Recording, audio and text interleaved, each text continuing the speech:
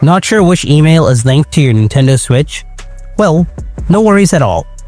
In this video, I'll show you exactly how to view or find out your Nintendo account details like your email directly from your Switch quickly and easily. So let's get started.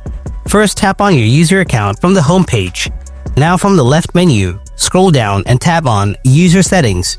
Here you can see the Check Your Account Information option.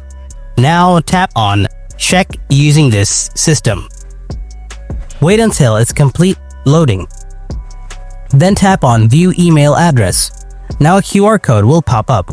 Scan it with your mobile camera and tap on the link that shows up on your screen.